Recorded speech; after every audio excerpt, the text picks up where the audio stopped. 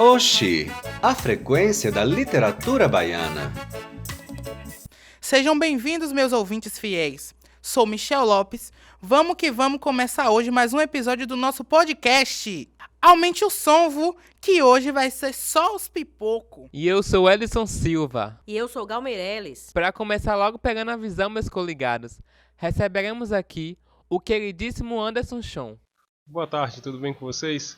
Fui convidado para falar sobre crônicas e eu acho que você chamado o cara certo, pois sou o poeta crônico, ou outro poeta crônico, ou um poeta crônico, como vocês quiserem me chamar. Lá no ano de 2013, no longínquo ano de 2013, eu lancei meu primeiro livro chamado Um Poeta Crônico, onde reunia o melhor dos dois gêneros, da poesia com seus versos, suas estrofes, e sua rima, sua musicalidade, e a crônica, que é esse gênero que fala sobre o cotidiano, esse gênero que traz para nós um quê de similaridade. A gente consegue se ver nas crônicas, né? Então eu juntei essas características para fazer a tal poesia crônica. Só que eu não sabia muito bem o que eu estava fazendo.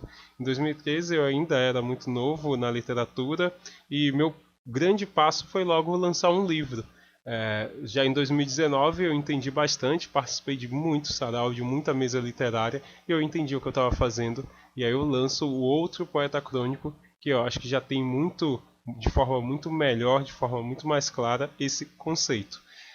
E aí vocês me convidam para falar sobre crônica, que está muito no meu dia a dia, porque hoje quando eu escrevo poesia, eu escrevo pensando em como ela vai chegar nas pessoas. Lógico, eu sou a primeira barreira da poesia, mas quando eu digo barreira, eu digo como positivo.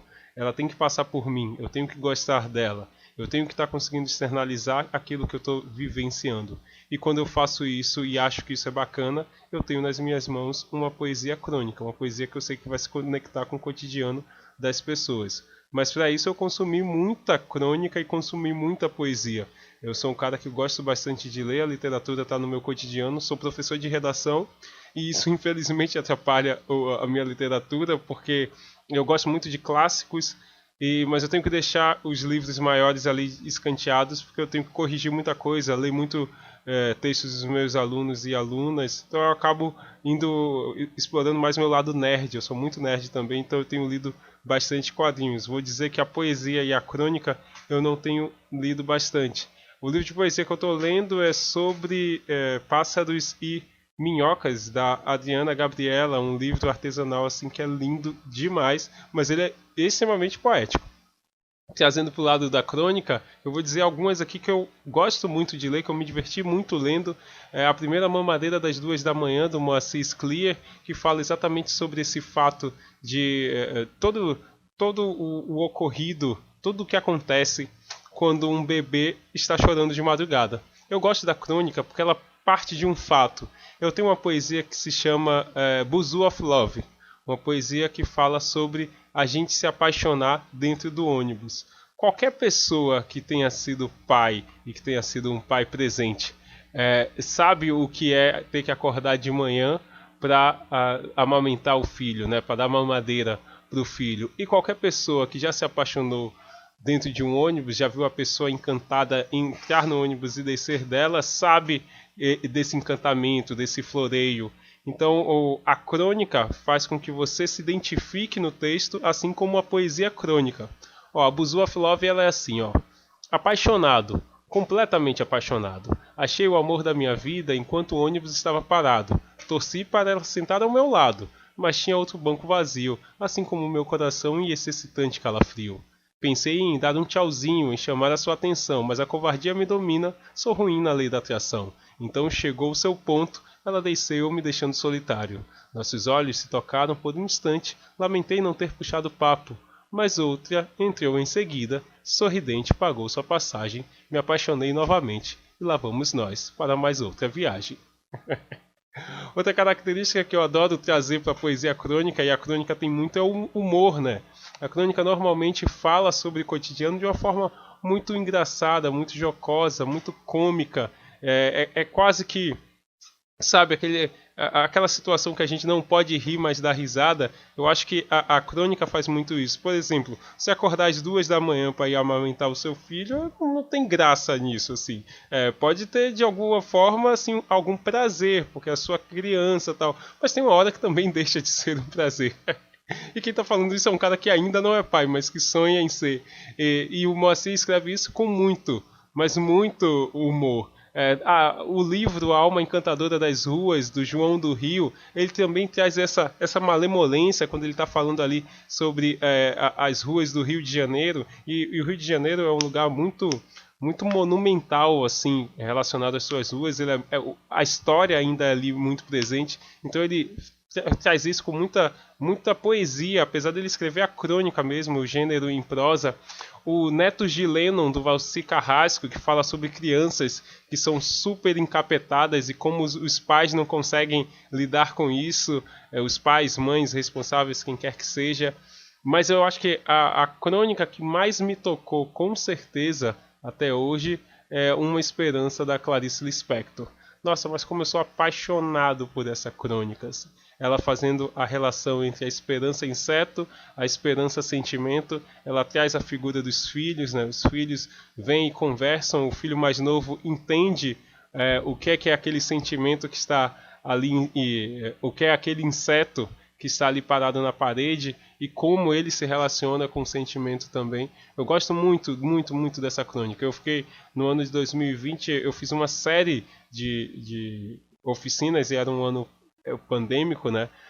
Uma série de oficinas, e eu sempre terminava com esse texto, porque eu acho que não tem nada melhor que a literatura possa fazer com a gente do que nos dar esperanças. Então a esperança, ela talvez seja o sentimento mais nobre que a gente possa ter. A esperança é o que ficou ali na caixa de Pandora, né? Quando abriram a caixa de Pandora e todos os males foram embora, a esperança continuou. E aí fica essa dicotomia, essa dúvida se a esperança é positiva ou ela é negativa. Na minha opinião, a esperança é muito, muito, muito positiva. Lógico que eu estou falando da esperança do verbo esperançar e não da esperança do verbo esperar. Porque quando estamos parados esperando que a coisa caia no colo, normalmente não acontece. Eu deixaria essas 4 crônicas aí como exemplo.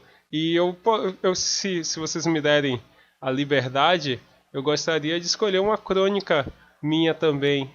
Essa crônica está lá no meu site. Ela só é uma crônica, assim. Ela não é uma poesia crônica. Deixa eu falar antes do meu site. O meu site é o www.andersonchon.com. A crônica que ela está assim, bem disfarçada de texto objetivo, é a crônica Eduardo e Mônica, a face, respectivamente, do atraso e da esperança. Isso aí, Anderson. Com certeza, gente, chamamos o cara certo, viu? Vão lá, ouvintes, conferir na bio o link do site de Anderson. E para quem gosta de cinema, não deixe de ler não a crônica Os Negros nos Filmes de Martin Scorsese. Maravilha esse texto, viu, Anderson? Rapaz, Anderson pai, eu tô aqui lembrando, né, desses rolês de amor de buzu. Tem uma música que só quem curte a rocha das antigas ou daquele tempo vai lembrar. Aquela música de Silvano Salles, o cantor apaixonado. Se ligue, com certeza você vai lembrar. Ela fala assim, ó. E eu que não acreditava no amor à primeira vista. Amor de buzu é assim, final feliz. Quem nunca, né, pai? Quem nunca teve aquela paixão de buzu? Eu mesmo, pegando meu buzu ali, ó, sentido calçada, sentido São Caetano. Que ali é minha área também, viu? Eu me apaixonei foi de monte, no tempo ou naqueles tempos que eu era rueiro, pelos buzu da vida que eu andava. E vamos continuar escutando o cara aí, viu? Michel, meu filho, você não ganha pra mim não, viu? Tive um namorado que era cobrador do buzu. Namoramos anos e quase dá em casamento, filho. Tô dizendo que tem sempre uma coincidência aqui nesses programas. E você, Wellison? Nessas vindas de Amélia pra Santo Amaro? E vocês, ouvintes, já tiveram um amor de buzu? Mandem aí sua história de amor no buzu pra gente transformar em uma crônica, que tal? Anderson, meu pivete, você botou uma pilha aqui na minha imaginação. Fiquei aqui pensando das memórias no meu dia a dia, pô. O cara mostra que é experimentado, viu? Tu tá pensando que é pouca coisa? É? Rapaz, esse tipo de texto encanta, é barril dobrado. Esse lance de humor em alguns textos. Fiquei viajando nessas histórias das viagens, paixão de ônibus, pô, e valeu pelas suas indicações. Agora lança aí suas autorias. A minha ideia era construir um texto mais objetivo mesmo, mas quando eu li depois, eu falei, não, na moral, isso daqui ficou com muito cara de crônica.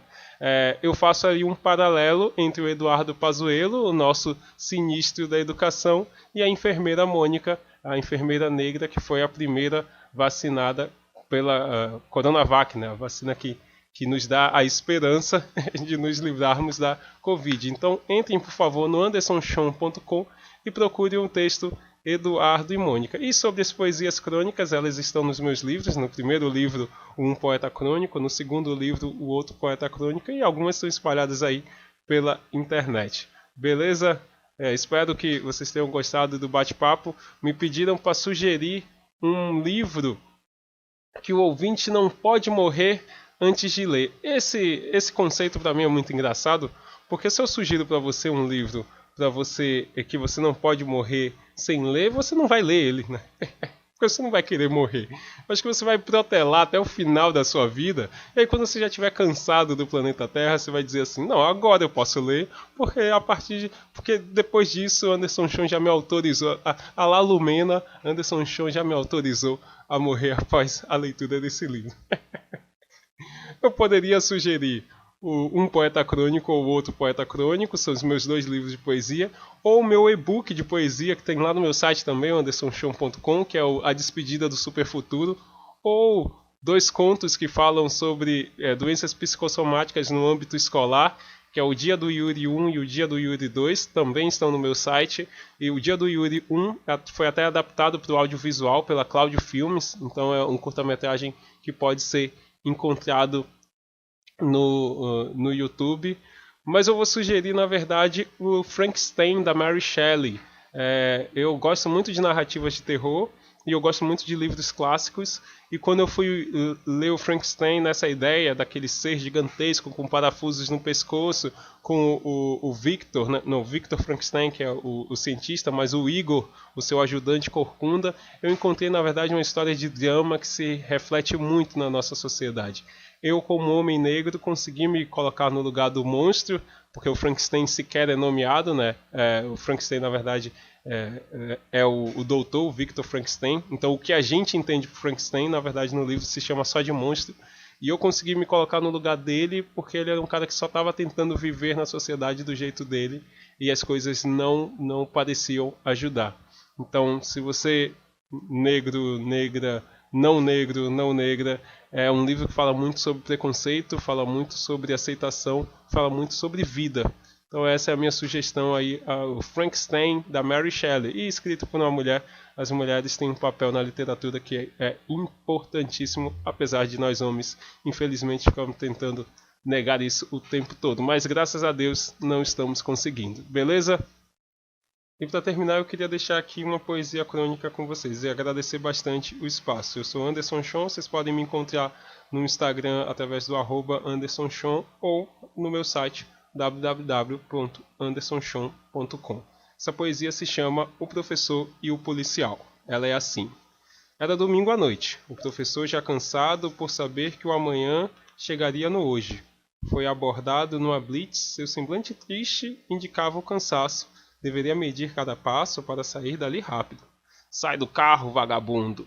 Gritou o policial mal encarado. Com a arma em punho, o professor por dentro, achando aquilo um absurdo. Tenho uma profissão que tenta mudar o mundo, e assim que sou tratado, pensou o professor calado. Rápido, rápido! Continuava o guarda exaltado. Sai do carro!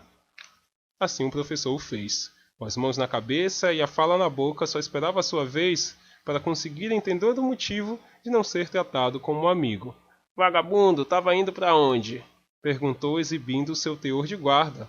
Para minha casa, e ela nem é tão longe, respondeu o professor, procurando qualquer calma. O policial fez outros questionamentos. O professor respondeu a todos. Esperou o seu momento, levantou a mão e começou. Você pode não me chamar de vagabundo? O policial deu um sorriso desdenhoso. E então, seu moço, falou ironicamente, do que eu te chamo? Eu trabalho como professor, ele falou sem desviar o olhar. Se me chamar assim, irá me agradar. O policial soltou um riso soturno, cruzou os braços e disse, então vou te chamar de professor vagabundo. Todos riram, menos o professor, é lógico. Ele achou aquilo de outro mundo, mas percebeu algo na frase que despertou seu lado astuto. Fique à vontade, só me tire uma dúvida. Você irá me chamar de professor vagabundo, adjetivando o substantivo para que faça algum sentido? Tipo um apelido que se coloca no maternal, nunca por mal, eu sei. Ou esse vagabundo da sua frase é um vocativo, indicando uma ironia, algo que você deve fazer todo dia. Não sabe o que é vocativo, eu explico. É um chamamento, quando você direciona a fala, mas tem que ter uma vírgula para diferenciar. Sabe o que é vírgula, né? Aquela rabiola minúscula. Vagabundo está em que sentido? Você pode me tirar essa dúvida? O policial estava estarrecido. Substantivo, adjetivo, vocativo, que porra é essa? O que ele está fazendo comigo? Se sentindo ridicularizado, ele liberou o professor. Cada um foi para o seu lado. Mas a história não acabou, e o que mais me devastou, mesmo eu sendo um simples narrador, é uma pergunta sem resposta, a qual eu faço para vocês. Me respondam, por favor. Na sua cabeça, qual é a cor do professor? Brocou, viu, Anderson Chon? Deu o nome, pai. Mas antes de nos despedir, fique com a reflexão dele sobre livros que não podemos ler antes de morrer. Espie só aí. Viu, Michel, o que o Ellison fez? Nem falou do amor de buzu dele e já meteu o Anderson de novo? Boa essa dica de Anderson da crônica dele, que faz referência à música Eduardo e Mônica. Essa música foi do meu tempo, viu, gente? Eu vinha cantando ela no buzu com uma galera. É tanta porqueira nesse governo que Anderson até trocou aí o nome do ministro, do ex-Eduardo, aquele Eduardo que matou um bocado de gente. E vocês sabem de quem eu tô falando. Vixe, Gal, deixa de conversa. Pois é, Pivete, vou deixar de ler pra não morrer. Não vamos ler mais nada.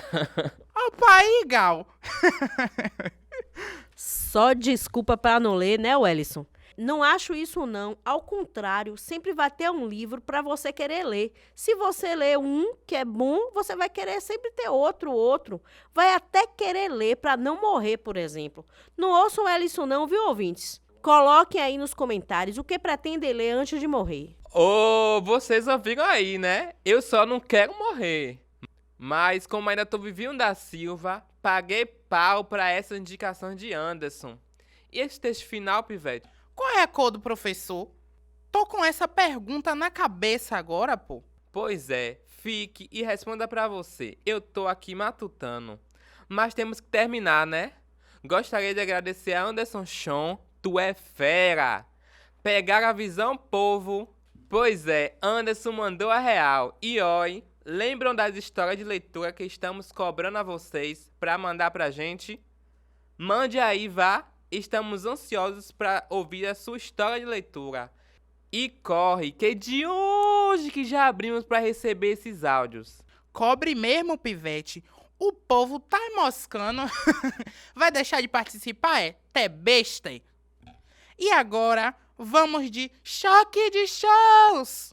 Choque de show! Oi, me chamo Heloíse e agora eu vou recitar para vocês o poema A Rosa Viva.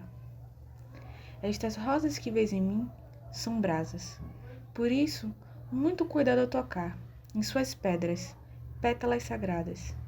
Minhas palavras ardem a forjar estas flores que canto por prazer e que dão febre e fazem delirar. Meu coração é mesmo a rosa viva, por isso, muito carinho ao pegar suas pétalas, pedras tão aflitas. Esse é o poema Rosa Viva, de José Inácio Vieira de Melo, e está no livro Roseral. Michel hoje tá só nas cantorias, viu? Alô, galera, agora chegamos no colégio mesmo. Se acheguem, venham pra roda. Chame gente aí pra nossa prosa, chama amigo, colega, irmão, a galera toda. Mande aí seu vizinho baixar o som, viu? E venha engrossar nosso caldo. Mas não é o caldo do feijão não, meu povo. É de ouvintes mesmo. Vocês gostaram das indicações de Anderson? Pois é, para não terem desculpas de que não vão ler porque não acharam, sei que lá, colocamos um monte de material aí na bio. E agora vamos receber aqui, no colégio mesmo, uma figura de alta categoria do jornalismo da Bahia e do Brasil. Sabem quem vamos receber, cabeças? Pois é, vamos receber Linda Bezerra, que está no trampo em jornal há uma cara. Trabalha na Rede Bahia e é editora-chefe do Correio da Bahia. Linda vai dar a colégio mesmo pra gente sobre jornalismo literário. Eu acho que o mercado para jornalismo literário na Bahia é frágil. A gente tenta no Correio, sim, principalmente nas edições do fim de semana, que são edições especiais, que a gente dá mais asas à liberdade de escrita, mas sempre é bom ressaltar que jornalismo literário não significa literatura. Significa usar, digamos assim, as técnicas da literatura, mas a apuração dos fatos, e os fatos em si são a matéria-prima do jornalismo literário, claro. Eu não acho que seja um mercado fértil. Nós, do Jornal Correio, e ressalto outra vez falando do jornal, que é a realidade que eu mais conheço, a gente tenta sim fazer jornalismo literário, já tivemos alguns bons exemplos disso. Listo aqui 2 projetos, a edição especial do fim de semana, que a gente faz esse tipo ou tenta fazer pelo menos esse tipo de jornalismo, e também o Correio Repórter, que foi um projeto do jornal, um jornalismo histórico, que inaugurou fazer jornalismo histórico, que sim, a gente usava uma linguagem mais livre em vários textos.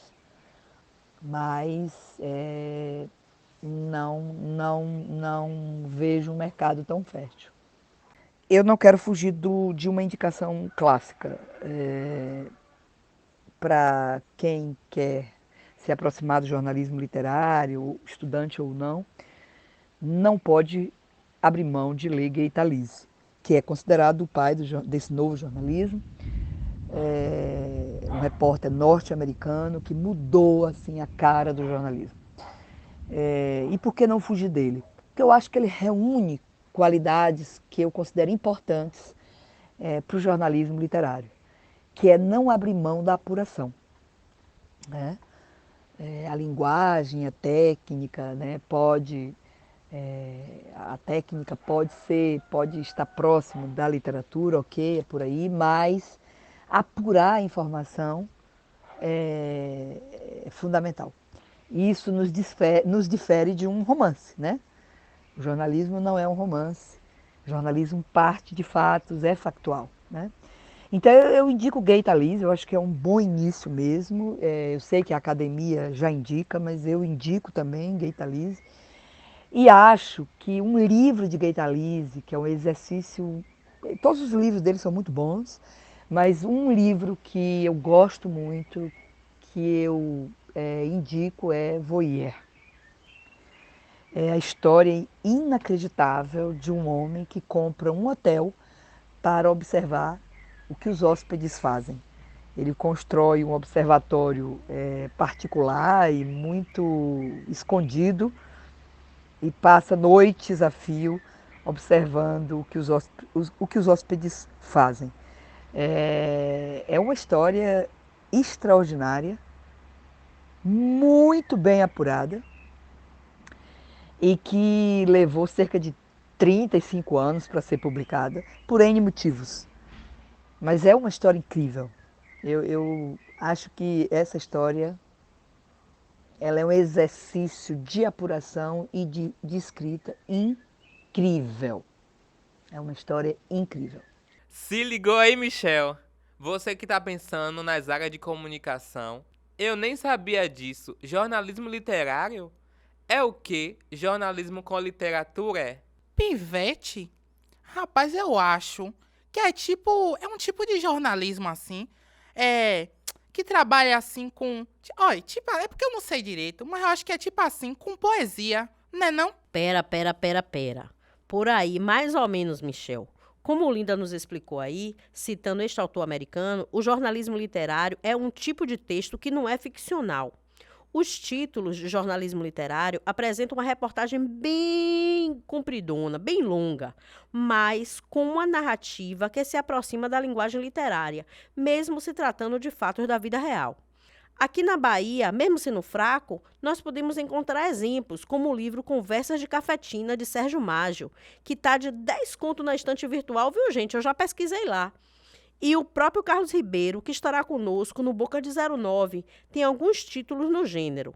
Mas vamos seguir ouvindo Linda falando da experiência dela como editora do Correio da Bahia. Oxe, Gal, o nome não é Jornal Correio? O Ellison, você já não sabe que Gal é das antigas?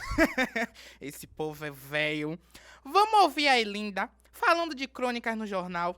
Como eu costumo dizer, eu vou falar da minha aldeia, né? Então eu vou falar da minha experiência do jornal. O jornal nunca interferiu, nunca mesmo, interferiu na crônica de Kátia Borges, né? Ela escreve livremente e no tema que ela escolhe, sempre. Eu estou falando disso porque, como editora-chefe, é a cronista que eu, digamos assim, administro, né? Então, na minha gestão, à frente do jornal, eu nunca interferi, não. Nem mesmo sugeri, porque Kátia Borges, como se sabe, é uma pessoa de muita criatividade, de um desempenho extraordinário, então normalmente não precisa de sugestões. Sim, acho que o gênero cronista é o que se aproxima mais mesmo do jornalismo, principalmente o jornalismo literário.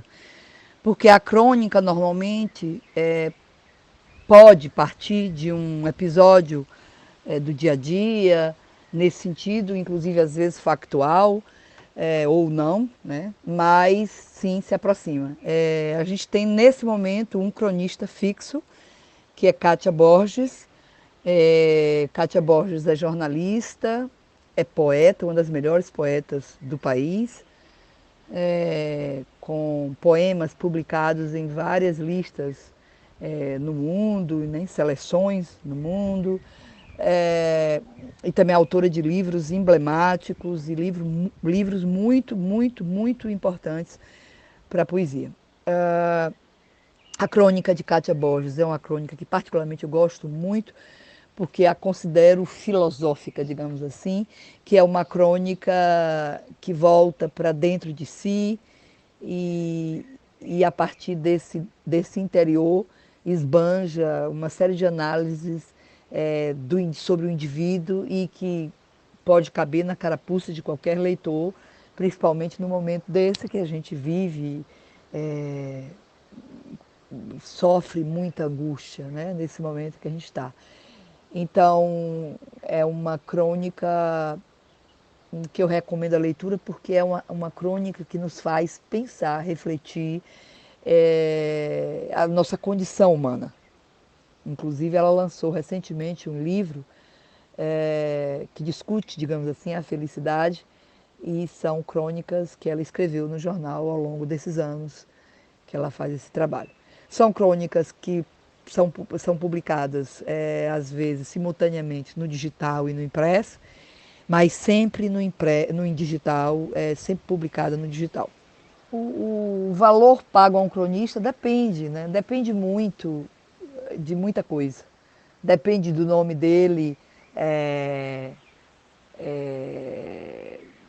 se é um nome conhecido, depende do trabalho que ele faz, depende, às vezes é um cronista que é do jornal e vai no pacote do salário dele, aí depende muito, né? Aqui na Bahia, a gente não tem muito essa tradição de contratar um cronista apenas para fazer crônica, né? Nesse momento, né? Já tivemos em outros momentos, sim, mais essa prática. Nesse momento, não. Mas, sim, depende. Na verdade, não dá para dizer o salário de um cronista, né? O salário base de um jornalista hoje, a gente tem essa base, mas aí talvez seja melhor perguntar ao sindicato dos jornalistas, talvez eles tenham esse parâmetro. Vixe, gente, depois de Linda explicar da colégio mesmo, aí que Michel vai querer correr de jornal. Quem quer, né, gente, saber de não ganhar nada para trabalhar? O pior é que com escritor tem gente que quer, viu? Eu bem tava ligado, Gal. Vi bem Igor Rossoni e Cláudia Corrêa falando isso lá no episódio 9 da websérie Percursos da Leitura na Bahia. Pois é, Pivete, se for estudar jornalismo é porque gosta, mas sabe das relações. Não adianta, Michel. Você vai estudar uma coisa que não gosta, ganhar dinheiro e depois morrer de raiva, né não, ouvintes? Digam aí se gostam do trabalho de vocês. Além disso, principalmente nesses tempos em que se sabe tudo, mas na verdade não se sabe é nada, né? Porque hoje a pessoa acha que sabe tudo porque olha no Google. O papel dos jornalistas hoje é mais que fundamental e a Bahia está aí na história da imprensa no Brasil. Além do Correio, tem outro jornal impresso, o À Tarde, que tem mais de 100 anos. Ficou com esse nome À Tarde das antigas, porque a publicação do jornal sempre saía de tarde. Vocês sabiam, seus cabeças? Ah, tô ligado, Gal. A Bahia é boca de 09 desde o período colonial, rapaz. E vamos receber 2 férias do jornalismo baiano no próximo bloco. Espiçou. Ouvinte fiel, se liguem. No bloco Boca de 09 hoje, receberemos Carlos Ribeiro e Mariana Paiva. Agora foi que deu. Só convidado barca, mamãe. Carlos, Mariana, se acheguem e botem pra torar. Eu já tô ansioso pra saber de crônica. O Ellison, sabe por que Michel tá nessa agonia, né? Olá, meu nome é Carlos Ribeiro, sou jornalista, escritor e professor de jornalismo da Universidade Federal da Recôncavo da Bahia, UFRB. Um prazer estar aqui participando aqui desse podcast, né? E falando sobre um gênero que me é bastante familiar, que é o da crônica, né?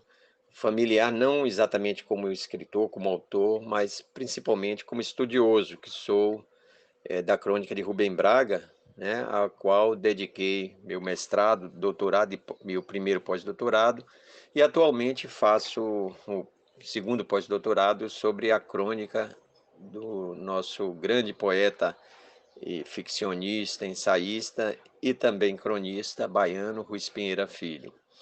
Então, quero agradecer o convite, saudar a todos aqui no nome dos organizadores, Gal Meirelles, Michel Lopes e Wellison Silva, tá? Oi, eu sou Mariana Paiva e estou aqui para responder as perguntas do Hoje Podcast. Muita alegria. Na primeira pergunta, o que caracteriza a minha produção de crônicas?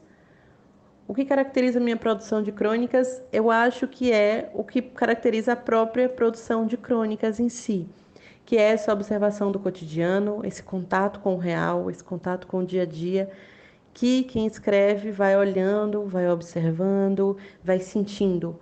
É como se o cotidiano ele chegasse até a gente e a gente sentisse ele no corpo, até que a gente conseguisse escrever e levar essa experiência que é individual para outras pessoas. Bom, a crônica é normalmente definida como um gênero multifacetado, né? Ele tem um aspecto básico de relação com o jornalismo e com a literatura.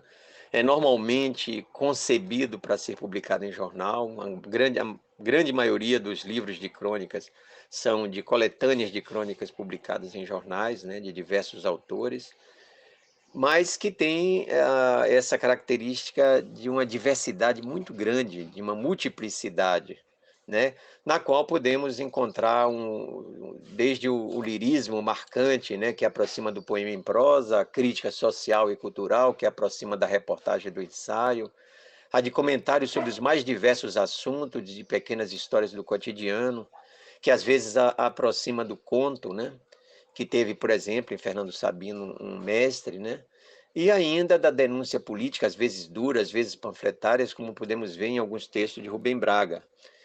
Aliás, no meu estudo sobre Rubem Braga, eu abordo esses dois aspectos, né? Uma do lirismo marcante, que o tornou famoso, né? Mas também de um aspecto pouco conhecido da obra dele, que é o da crítica social. Então,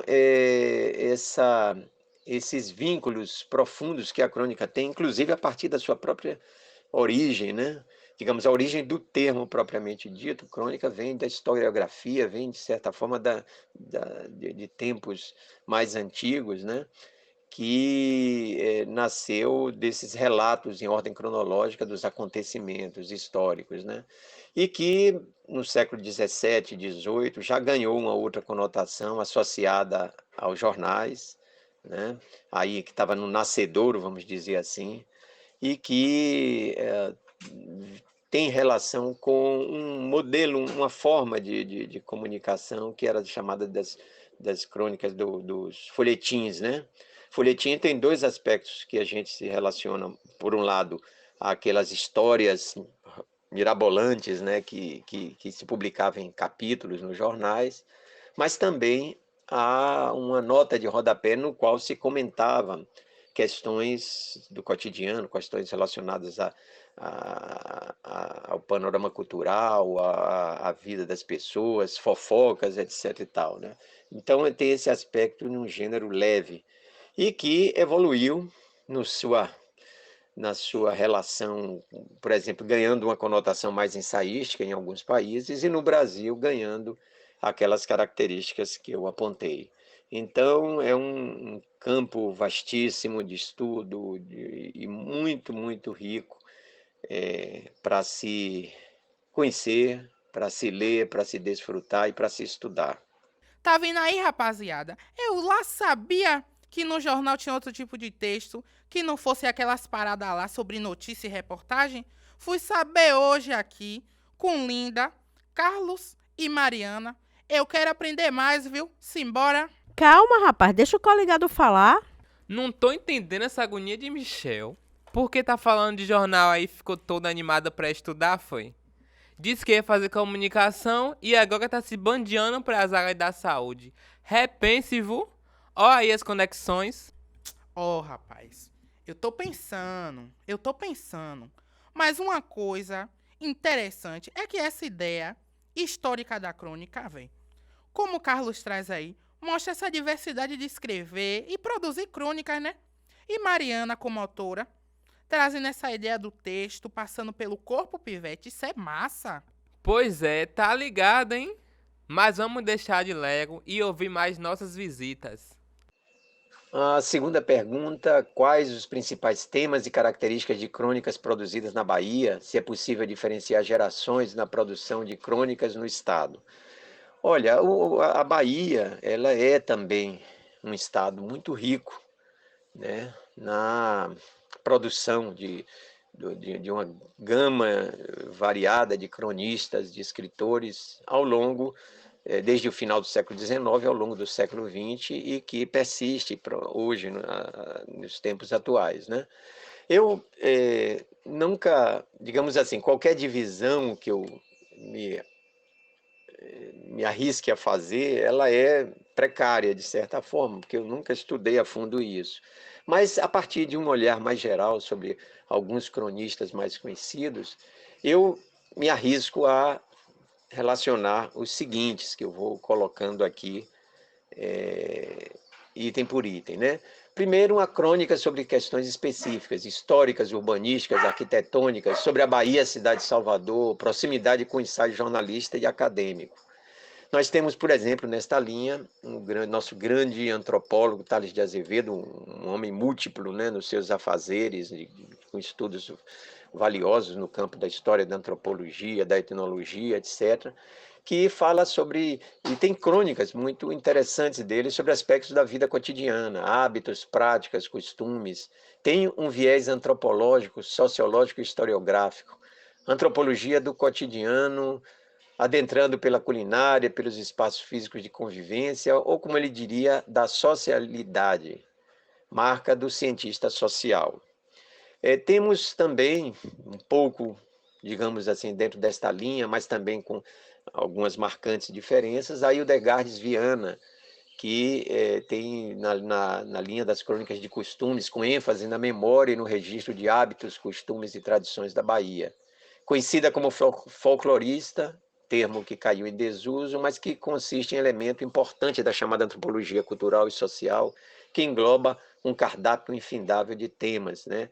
Temos belíssimas crônicas delas, inclusive algumas delas reunidas numa publicação da Academia de Letras da Bahia, e que mostra um valioso acervo de conhecimento sobre os costumes da Bahia ao longo do século XX, né? Principalmente nos anos iniciais e meados do século XX.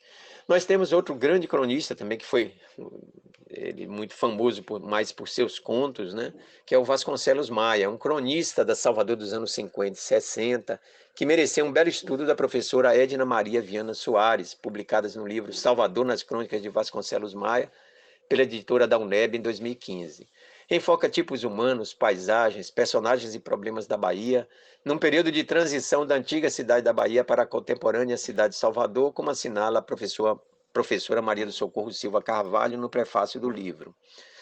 Também um pouco, digamos assim, nessa linha, nessa relação com a história e com os costumes e tudo, nós temos o nosso grande historiador Luiz Henrique. Ele assinava assim, Luiz Henrique, quando escrevia crônicas e ficção, e Luiz Henrique Dias Tavares, como é mais conhecido como historiador. Ele, um exímio contista e cronista, publicou diversas crônicas no Jornal da Bahia, com grande repercussão, na seção intitulada Cidade, Homens e Bichos, algumas delas reunidas anos mais tarde no livro Moça Sozinha na Sala, entre outros. Temos um nosso, digamos assim, muito querido historiador, Cid Teixeira, que, por sua vez, deu sua extraordinária contribuição para a história da Bahia com textos marcados pelo tom coloquial, bastante próximo da linguagem oral, que ele exercia tão bem em suas inesquecíveis palestras e em programas de rádio do IRDEB, muitos dos quais, infelizmente, se perderam.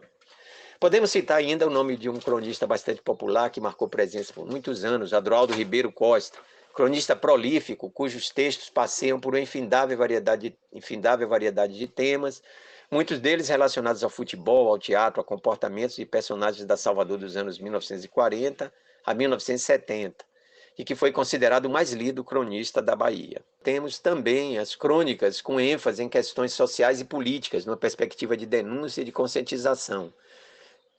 Temos, assim, de certa forma, até para nossa surpresa, o Jorge Amado, né, que exerceu intensamente a prática do gênero, numa perspectiva mais política de denúncia e combate ao nazifascismo, num período de sua vida, nos anos 40, justamente no período durante a Segunda Guerra Mundial, no qual dava um tom surpreendentemente virulento e panfletário nas crônicas e artigos reunidos recentemente, em 2008, pela Companhia das Letras, pela editora Companhia das Letras, num volume intitulado Hora da Guerra.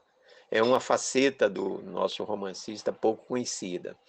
Temos um cronista também muito especial, vamos dizer assim, que também foi um ficcionista, que é o Euclides Neto, que aborda temas ligados à sua atuação política e educacional no agreste baiano, como advogado, prefeito de Piauí entre 1963 e 1967 e secretário de Reforma Agrária e Recursos Hídricos do governo Valdir Pires. A crônica de Euclides eu fiz uma apresentação do livro da segunda edição do livro Menino Traquino, Crônicas Políticas e Crônicas Leves, lançado em 2014, no qual eu falo do aspecto educacional, pedagógico da sua crônica, né? No sentido de despertar consciência crítica do leitor em relação à situação da pobre gente brasileira, mais especificamente do Nordeste, mais especificamente aqui do agreste baiano. São crônicas primorosas que mereceriam, como eu disse num trecho da minha apresentação, ser gravadas em placas e colocadas nos escritórios, nas prefeituras, nas fazendas e vendias do interior, onde quer que haja olhos e boa vontade para reconhecer a mensagem humanitária que transmitem. É um autor que merece nossa grande consideração e atenção, né? Temos também ainda nessa linha um cronista muito popular, muito conhecido na época em que publicou, que era Guido Guerra, né? Que tem na irreverência a sua principal marca. Mas como Euclides Neto, nas suas crônicas, também tem um forte acento social, aqui mais direcionado para os humilhados e ofendidos, não apenas do interior, mas também da cidade de Salvador, personagens populares das ruas, bares e prostíbulos. Seus personagens têm uma extensa e profusa multidão de tipos populares, mas também figuras femininas combativas e transgressoras. Corajoso e temerário, apesar da sua constituição física franzina, foi perseguido e censurado durante a ditadura militar, um cronista contemporâneo, morto, né, há relativamente pouco tempo, que tive o prazer de conhecer e de desfrutar assim, da sua inteligência, né, de sua força como escritor. Mas, menino, foi indicação, viu? Pra eu ler tudo, vou ter que vender rifa, porque tá difícil, viu? Tá vendo, pessoal? É livro de crônica do povo daqui, um bocado de autores pra gente conhecer, ó. Ainda mais quando é esses textos que falam da nossa maravilhosa Bahia. Eita! Marapiva, ainda dá pra ter um negócio de uma aula de história só lendo uma crônica aí. Essa aí da história da Bahia. Ô, Bruno, eu já sei como eu vou estudar pra sua prova, viu, professor? Tô besta aqui com tanta coisa de Jorge Amado que eu já li. Nem sabia desse livro de crônica. Se você não sabia, Gal, e eu, que nem sabia dos outros, ora, me deixe, viu? Vamos continuar se ligando nas falas de Carlos? Uma outra vertente muito especial da crônica aqui da Bahia são a que trazem impressões, vivências, memórias, paisagens, reflexões sobre arte e literatura, ênfase no estilo e na expressão poética. É a crônica exercida por alguns dos nossos mais importantes escritores e poetas, né? Também, alguns poetas, né? Destaco aqui os seguintes nomes. De Hélio Póvoa, nosso grande contista, foi também um mestre do gênero, para o qual levou seu estilo de mestre da narrativa curta. Refinamento, sutileza psicológica no traçado de perfis humanos, de amores, expressão poética, forte lirismo, memórias da infância do menino Grapiúna. Outra cronista também marcante foi Miriam Fraga, né, muito conhecida como poeta, que tem forte presença na poesia da Bahia, dos territórios mapeados da sua poesia plena de temas e personagens mitológicos, evocações de um tempo antigo, de reinos fictícios, mas também do mundo prosaico do dia a dia, da rotina familiar, do tédio urbano. Presença marcante também das paisagens da Bahia, especialmente da Salvador e da ilha de Taparica, ao qual dedicou vários dos seus textos reunidos no livro Ventos de Verão. Ainda dentro desta linha temos o Ruiz Pinheira Filho, que é outro exemplo de proximidade do prosador e do poeta, com exemplos primorosos de poemas em prosa, mas também com a marca forte do jornalista, observador e denunciador das imposturas e das arbitrariedades no âmbito da política e da cultura, o que o insere de forma marcante no campo da crítica cultural. Presença forte do humor e da ironia, mas também de um tom mais duro de protesto e denúncia, insere-se na linhagem do cronista Rubem Braga, do qual é um grande admirador, né? Ruiz Pinheira, também um grande poeta e que leva para a crônica admiráveis exemplos do poema em prosa, né? Uma beleza realmente de trabalhos, né? Ainda nesta linha, lembro o nome de duas escritoras, professoras de letras, que, embora não se enquadrem no perfil habitual dos cronistas, que produzem de forma contínua para periódicos, têm 3 excelentes livros neste gênero. A poeta Mirella Márcia Longo, autora de A Música Liberta e Um Amor Desconhecido e Outras Crônicas, e Cássia Lopes, autora de Rumor das Horas, ambas exímias observadoras do cotidiano e das estranhezas, captadas numa prosa lírica de grande beleza e profundidade. Outro importante escritor da minha geração, Aleilton Fonseca, tem algumas crônicas esparsas, mas de excelente qualidade. Um outro item, né, que é o quarto, é de perfis de pessoas e lugares, né? Temos Antônio Torres, que tem apenas um livro de crônicas, que eu conheça, pelo menos, misto de crônica, memórias, reminiscências e homenagens.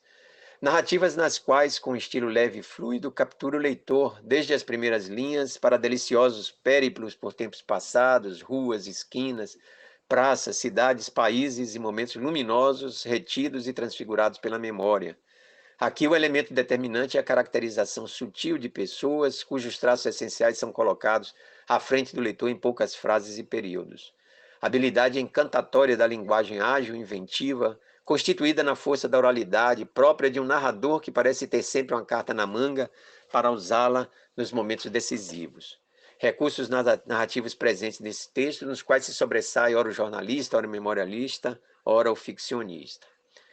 Podemos ainda abrir um parênteses, muito especial para uma figura proeminente das nossas letras, o grande romancista, mas também jornalista e cronista, João Baldo Ribeiro, cujos textos publicados em grandes jornais do Sul eram reproduzidos também em Salvador. Exerceu esse gênero em diversas frentes, levantando sua voz poderosa no sentido maior do escritor como consciência do seu tempo, mas também em um tom coloquial no qual retrata os tipos populares da sua aldeia, a ilha de Taparica.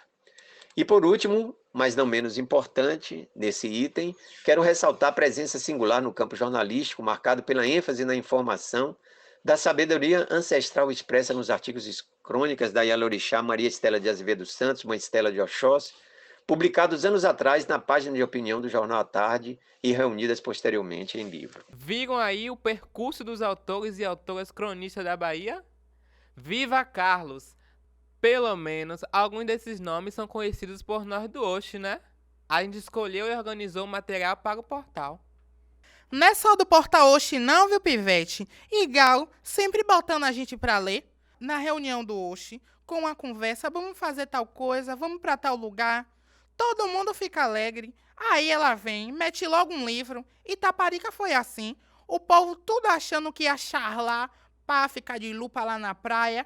Foi o dia todo lendo coisa e falando de João Baldo. Até bateu uma saudade de Taparica, véi. A última vez foi na oficina mesmo, né? Lembra, Gal, o passeio literário? Rapaz, é brincadeira uma esculhambação dessa? Ô, seu bonitão de Acupe, você mete a boca, esculhamba a pessoa e vem, tá lembrada, Gal? Cara de pau monstra, como diz Lobo da Selva. Ainda vem meter aqui essa história de passeio. Aí me quebra, como se eu pegasse dinheiro público para fazer passeio. Não é isso não, ouvintes.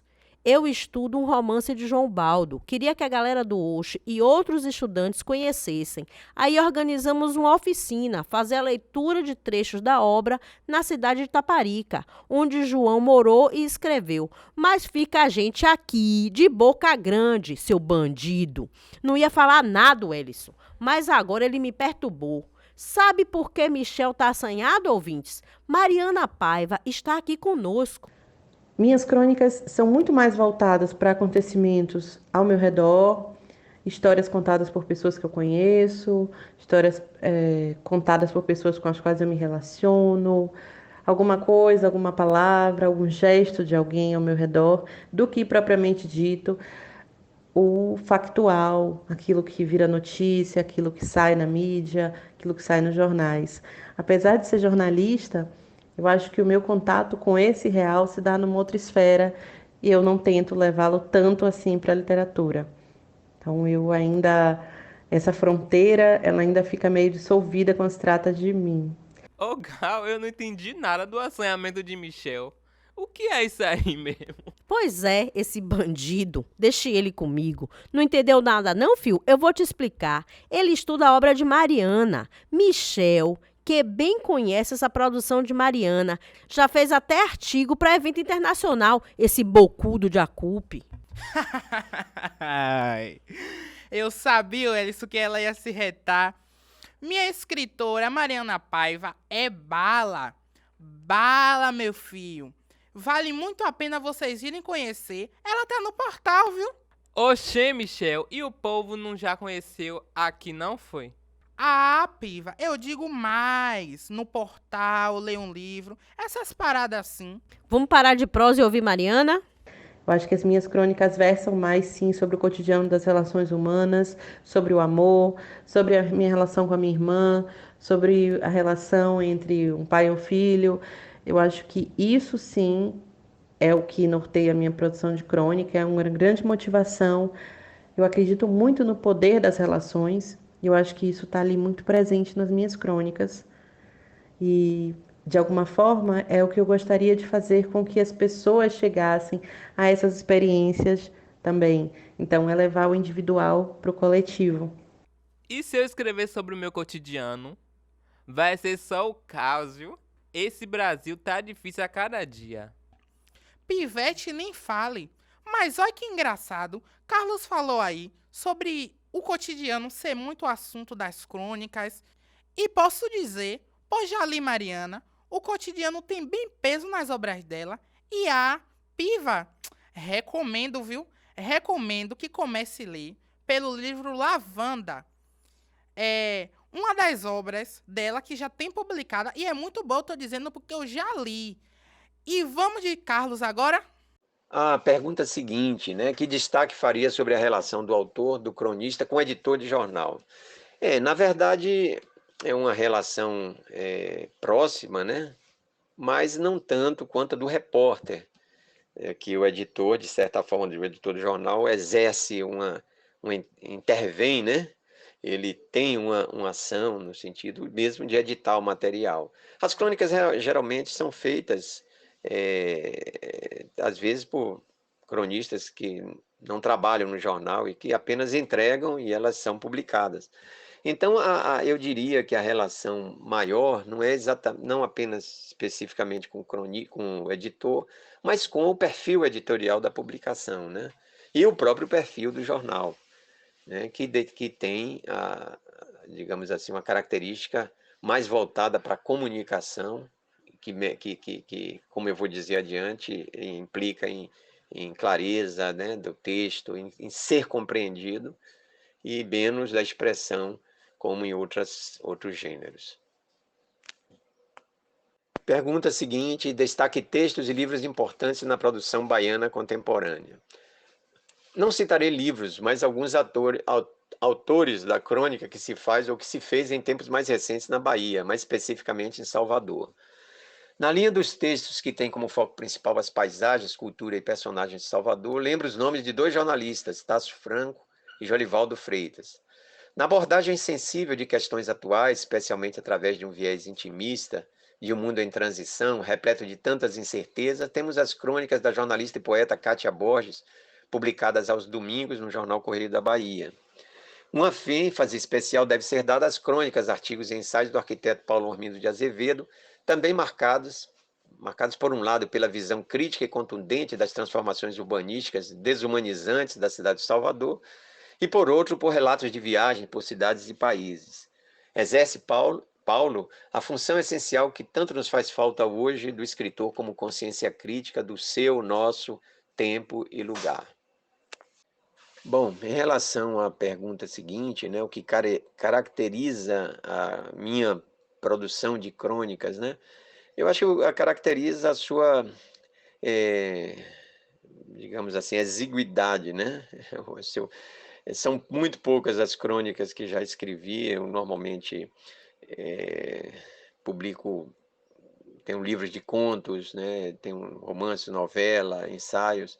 E a crônica, ela nasceu até digamos, surgiu aqui nos meus trabalhos de forma um tanto circunstancial. Muitas delas escritas na época que eu trabalhava no jornal à tarde, e ali no dia a dia da redação escrevi algumas crônicas, né? Todas elas, poucas, estão reunidas no volume Contos de Sexta-feira e 2 ou 3 crônicas, né? Ela na verdade, uma coletânea de contos, a qual acrescentei algumas poucas crônicas que tem, digamos, e aqui eu já entro na segunda pergunta, que a principal motivação temática para a produção dessas crônicas, tem uma ênfase grande na relação, digamos assim, com a natureza, com a vida, com o bairro de Itapuã, tão marcante, tão presente, né, em minha obra, né? E alguns personagens de Itapuã marcantes, né? E numa relação, digamos assim, da memória, principalmente, né? Ela tem esse forte acento da memória nos textos, e alguns aqui e ali, alguns comentários sobre questões do cotidiano, da vida, né? Destacando aqui textos e livros de minha produção para que possa o ouvinte conhecê-la melhor. Então, eu acho que talvez a melhor forma seja de exemplificar essa produção minha, né? Essa relação minha com a crônica como autor. Por sinal, é muito interessante que são poucas as crônicas que escrevi, mas muitas delas que publiquei em Facebook, etc., são crônicas bastante que tiveram uma resposta muito boa do público, as pessoas gostam muito, né? Então eu vou encerrar aqui no bloco seguinte essa minha participação lendo uma dessas crônicas através da qual podemos avaliar as demais, tá? O cara falou exiguidade, pivete. Qual foi aí? Piva? Tô por fora, viu? Vá pesquisar, vá. Tu tá que nem eu, hein, maluco? Mas eu já coloquei aqui no Google exiguidade sinônimos. E pra quem quiser se ligar, é a mesma coisa de falta, carência ou insuficiência. Mas aí acredito que Carlos estava falando sobre falta. Aí, aprendeu? Tu viu? Os nossos das áreas da Bahia foram bem citados. É, mano, bora se ligar. Quanto aos textos e livros de minha autoria, para que vocês conheçam mais um pouco do meu trabalho, vocês podem ler em formato digital os meus contos na loja Kindle da Amazon. Vocês podem procurar por um dos meus 5 livros lançados até hoje, que são Barroca, Canto da Rua, Damário da Cruz, Um Homem e uma Surpresa, Vermelho, Vida e Lavanda, que é um livro de poemas. Eu acho que esses livros dão uma dimensão da escritora que eu sou. Eu gosto muito de passear pelos gêneros. Eu gosto muito dessa liberdade de testar, de experimentar. Eu acho que a literatura pode sim ser experimentação, pode sim ser liberdade. Eu acredito na literatura, sobretudo, como uma forma de ser livre e de chegar nas pessoas. Então, gosto sim de escrever sobre relações. O meu primeiro livro, Barroca, é um livro de mini crônicas. Eu passei durante algum tempo observando tudo que acontecia ao meu redor. Então, se eu ia para um bar, eu pegava um caderninho e anotava. Ouvia muito o que as pessoas me contavam. E daí eu fui criando Barroca. Barroca é o resultado desse olhar observador, desse olhar que sente no corpo até virar literatura diante do mundo. Acho que é isso. Muito obrigada. Mariana, mulher, é tão lindo como você se expressa assim, né, sobre sua produção, destacando esse ponto afetivo e humano. Pois é, povo. Crônica é tech, crônica é top, crônica é tudo. Num gesto, num pedaço de frase, como diz vó, é muito Paranauê para poucos iringuidum. Deu bom papo, viu? Opa, Michel, gente. Mariana, é tão lindo, todo derretido. Conversa, rapaz. Bora para a última pergunta de Carlos logo. Sobre beleza e afinidades. Há em nossas vidas momentos que nos trazem alegria e uma profunda satisfação íntima. No meu caso particular, e creio que no de muitas outras pessoas, tais momentos estão sempre relacionados com a natureza, a arte e os afetos. A beleza se manifesta em sons e imagens, um coqueiro curvado pelo vento, um pássaro pousado no muro, como faz uma bela ave tão comum nas cancelas dos sertões, prima do bem-te-vi, o siriri, cujo nome científico é tiranos melancólicos, que coisa bela, não é? Um sorriso, um aceno, um reflexo da luz do sol nos cabelos, uma voz que surge no silêncio como canção ou chamado, uma música, o que seria a vida sem ela? Um desenho esboçado em qualquer lugar, a areia, o papel, o vidro sujo de um carro, o movimento de um animal, um gato, um cão, um cavalo, um gesto de compreensão, as ondas quebrando numa praia distante de um sonho do passado, não são as mesmas? Enfim. Há momentos de plena beleza que não sabemos explicar. Lembro-me de um momento de intenso prazer estético proporcionado pelo reflexo da luz do sol num final de tarde na porta do quarto de uma casa onde vivi, há muitos anos. Havia algo de mágico naquela claridade, algo que me trazia um sentido de eternidade. Por um momento senti que a porta abrigava o mundo inteiro, e vê-la era como se pudesse ver também florestas e dinossauros, aviões e bombas, chuvas ancestrais e pôres de sol, neblinas, nevoeiros, tiros e risos, bilhões de risos, oceanos, seios, lábios, dentes, pérolas e tubarões, gritos e abismos, anjos, labirintos e multidões, aranhas e computadores, estrelas, duendes e demônios, eu e a porta e o meu olhar e a luz do sol incidindo sempre assim obliquamente, desde o início dos tempos, e uma grande solidão. A solidão de ser subitamente uma porta parada no tempo que se olha, uma porta que se olha. Foi um momento de extrema beleza, mas logo o sol se pôs, as sombras invadiram aquele espaço e nunca mais a porta foi aquela porta. Por quê? Quem saberia dizer? Somos imensamente ricos e a nossa riqueza, tal como as moedas de tio Patinhas, são incontáveis. E já nem sabemos qual é a nossa moeda número 1. Podemos, claro, especular. Talvez seja a mão que nos ampararam neste mundo ao nascermos, ou o primeiro olhar da nossa mãe, aquele que ninguém viu, tão rápido e fugaz, perdido para sempre, talvez conservado num tempo que colhe todos os tempos. Ou o primeiro gole do leite materno que nos diz que o mundo é bom e que logo teremos mais. Os afetos são, sim, pérolas que colhemos e muitas vezes perdemos ao longo da nossa existência, o que não deixa de ser triste. Mas há as que conservamos e que levaremos conosco quando atravessarmos a grande porteira. E então, desgarradas dos entes queridos, as pérolas lembranças passam a ser nós mesmos, até outros encontros em outras vidas, que na verdade são sempre a mesma. Quando, de repente, sem motivo lógico, sentiremos aquele estranho sentimento que chamamos de afinidade. Rapaz, quando penso que não, Carlos chega assim metendo com tudo. Traz o conceito de crônica como um texto leve, nessa pegada coloquial, do dia a dia mesmo, fia. E quando eu penso que acabou, o cara falando dos nomes de peso, como Vasconcelos Maia, ó pra aí. Pô, véi, já tá acabando. Ah, mas não precisa ficar triste, meus coligados. Vamos ter mais episódios, viu? Eita lasqueira! Hoje o papo foi no grau, no terceiro bloco mesmo. Tivemos Mariana Paiva e Carlos Ribeiro, que trouxeram uma crônica como política, memória, história e sentimento pelas crônicas Piva. Dá para entender mudanças de Salvador, daqui das nossas áreas e do resto da Bahia toda. Já chegamos no terceiro bloco botando pra torar. Muito obrigada a vocês, ouvintes, que de hoje que tá aqui. Acabamos mais um episódio, meus lindos. Até o próximo. Um cheiro. Não podemos esquecer, né, povo, do segundo bloco. Recebemos Linda Bezerra, que trouxe a real aí do fazer nas trincheiras de um jornal. Hoje, os convidados vieram virados nos 70. Obrigadão! E muito obrigada a todos que toparam participar com a gente nessa onda por aqui. Não esqueçam de nos seguir nas redes sociais, @Projeto Oxe, e de se inscrever no nosso canal do YouTube, Oxe Literatura Baiana Contemporânea. Vamos ficando por aqui. Fui! Ainda falta falar de um, gente. Desde o primeiro bloco, chegamos com tudo com o topzera da Bahia, Anderson Chon. O pivete botou pra lá na história de leitura e indicações. O cara é experiente, viu, fia? Fica aí pensando. O pessoal nerd que nos escuta e toda a galera que quiser, vá conhecer o site de Anderson. E não esqueçam de mandar sua história de leitura, viu?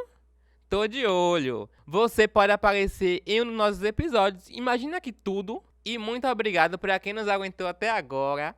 Que de hoje que tá aqui com a gente. Fiquem agora com a novela radiofônica De Que Lugar Sagrado Você Veio. Um cheiro e até mais.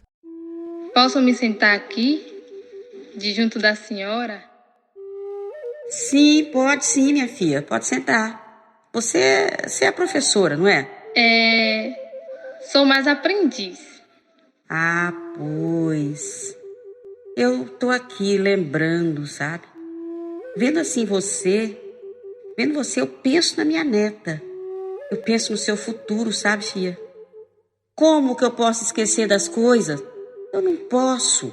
Mas que coisas? As armas todas que foram usadas pela colonização contra nós, na conquista, na guerra.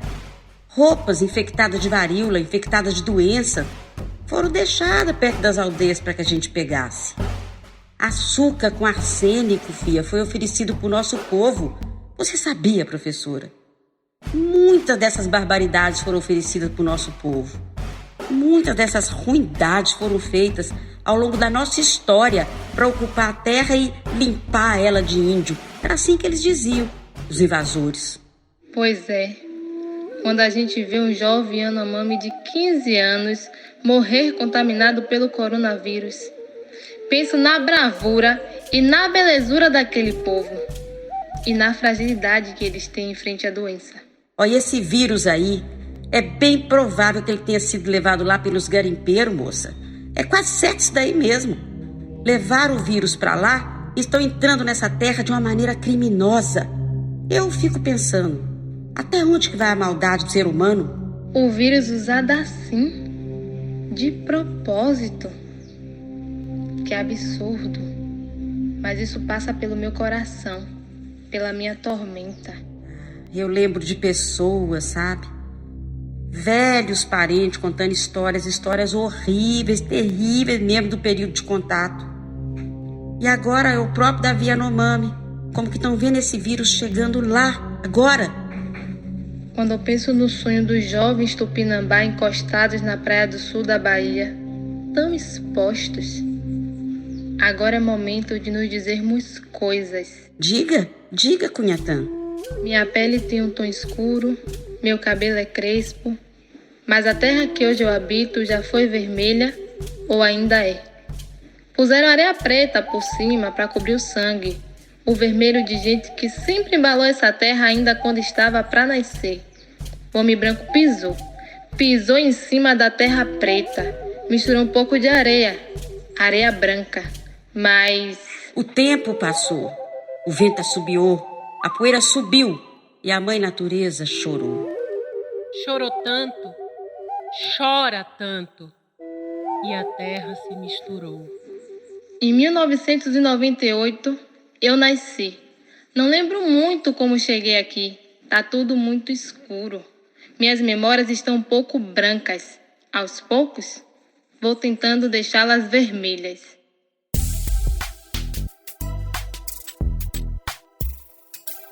Vermelho é o sangue de preto, vermelho é o sangue de preto, de gente vermelha, de gente é o sangue que escorre nas veias, o sangue é vermelho, o sangue do povo vermelho, vermelho.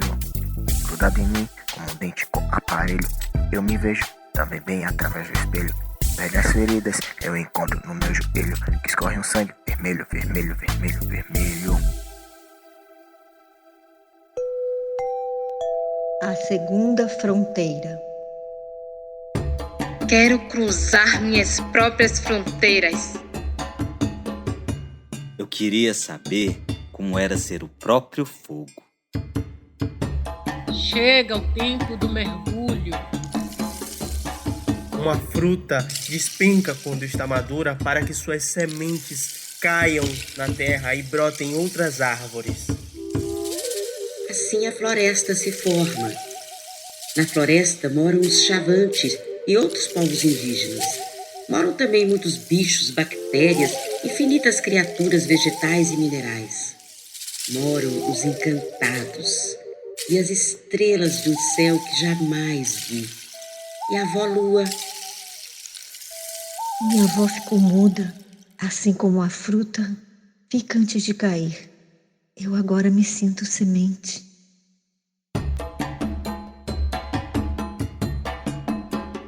É preciso ser fruta que cai do pé, para entrar em contato com o chão, se tornar semente e da semente criar uma nova história. É preciso embaralhar. É preciso deixar que o joelho dobre, indo em direção ao chão. E com o chão se conecte com algo que é seu. E diante daquilo que mais te representa, você não consiga ficar de pé e se curve em respeito. É preciso romper fronteiras e de pé descalço adentrar na lama do mangue, sentir contato, se fazer novo e renovar. Germinando do solo. Agarrando a cultura que nos aquece. Muitos são amassados no meio da caminhada. E nós, poderemos escutar o chamado de nosso verdadeiro território? É preciso embaralhar, é preciso romper fronteiras e andar descalço. O manguezal ficou fora da linha divisória, minha senhora. Ninguém entra mais aqui. É área privativa. Do lado de lá, a velha mulher olha aquela nova fronteira e diz: Mas a gente vive desse mangue. Mas a gente vive desse mangue. O mato tá ficando pequeno. O mato tá ficando pequeno. O mato tá ficando pequeno. O mato tá ficando pequeno. O mato tá ficando pequeno. O mato tá ficando pequeno. O mato tá ficando pequeno. Que te devolva uma alma, homem do nosso tempo. Pede isso a Deus, ou às coisas que acreditas, a terra, as águas, a noite desmedida. Uiva, se quiseres, ao teu próprio ventre. Se é ele quem comanda, a tua vida não importa. Pede à mulher, aquela que foi noiva, a que se fez amiga, abre a tua boca. O Lula. Pede a chuva, ruge como se tivesse no peito uma enorme ferida. Escancara a tua boca, regonga. A alma. A alma de volta.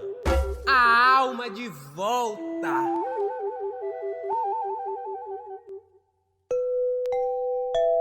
A terceira margem do rio.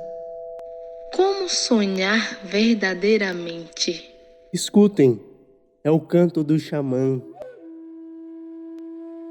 Dentro o lugar é grande. Dentro o lugar é grande. A gente tá fincado neste lugar. A gente tá fincado neste lugar. Há lugar sagrado. Tecorrá.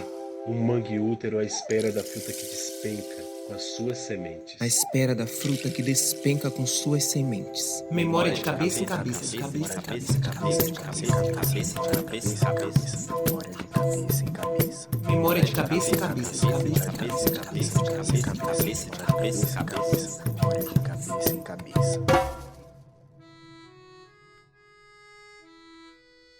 Minha avó materna, Helenice, é tia de meu avô paterno, Gilson, de quem recebi o mesmo nome. Sou Gilson Victor Santos Jiquiri. Meus pais são primos e quando eram jovens, suas famílias viviam juntas. Vó Helenice, ainda no interior, morava em frente à casa de minha bisavó paterna, que se chamava Aurora. Elas eram muito amigas. Um dia desses, minha avó Helenice me contou que minha bisa Aurora gostava de pegar piolhos da cabeça das crianças e colocar na própria cabeça. Enquanto costurava com minha mãe, ela dizia: Ai, que coceirinha gostosa! Sei que isso não é algo comum, mas era uma forma de cafuné, e cafuné me leva à infância, ao aconchego. Final de tarde. Minha bisa Aurora atravessa a rua, depois de fazer o café do fim da tarde para todos, chegava na frente da casa de minha avó e a chamava. Ô, Lenice, olha aqui, mulher, que eu tô com uma coceirinha gostosa. Elas conversavam e riam. Minha avó, então, se sentava em uma cadeira na calçada e mexia na cabeça de minha bisa, ali, na porta de casa. Minha avó me contou que minha bisa chegava a cochilar naquela cadeira. Se sentia ninada, né? Era um tempo antigo do interior, onde as pessoas lá de casa e os vizinhos sentavam-se no passeio nos fins de tarde e proseavam bastante. Até catavam piolho um na cabeça do outro se fosse preciso. Eu, ainda criança, conheci minha bisa e peguei. Fui na casa dela passear e peguei. Pegou piolho? Não, Pablo. Peguei esse tempo de antes. Um momento delicioso de brincar com meus primos na rua, enquanto os adultos conversavam na calçada no fim de tarde. Pego a cabeça de minha avó. Vejo seu rosto no pôr do sol. Ela afaga a cabeça de minha bisa que cochila no seu colo. Essa é a imagem de minha ancestralidade. Temos lembranças para esquecer e lembranças para não esquecer. Trago à lembrança aquilo que me dá esperança, meu eu criança. Então, volto àquela casa abandonada numa das ruas da Federação. Lá a casa virava castelo, navio, uma nave espacial. Lá tudo existia. As histórias nasciam no brincar de contar histórias. O meu mundo do faz de conta. Pisco os olhos ao passado e me vejo apaixonado pelos Trapalhões, Xuxa, He-Man, She-Ra, pelos poderes de Grayskull. Meus heróis de infância me levavam a outros mundos. Pisco os olhos de novo e vejo aquele bebê chegar. Eu o abraço. Era como irmão, só que nascido de minha tia. Tia, ele vai ser alto como as árvores? Nasceu dia 21 de setembro, no dia da árvore. Ah, minhas doces lembranças. Brincadeiras nas piscinas de Ondina. No interior, os circos que chegavam com aquele cheiro de leão me levava a construir no quintal de meu avô meu próprio circo. Imitar acrobacias, vender pipocas, geladinho de quissuco. Uma pirueta, duas piruetas, bravo, bravo! Meus amigos embarcavam em minhas artes de imitar vampiros com dentaduras de plástico, estacas e cruzes. Imitar reis e rainhas, tudo saído das novelas do momento. Eu fazia novelas com primas, amigos e amigos dos amigos. Coisa boa é piscar o olho e ir longe, sentir este tempo rei. Tempo que nos transforma e enriquece com sonhos, fazendo da realidade um presente.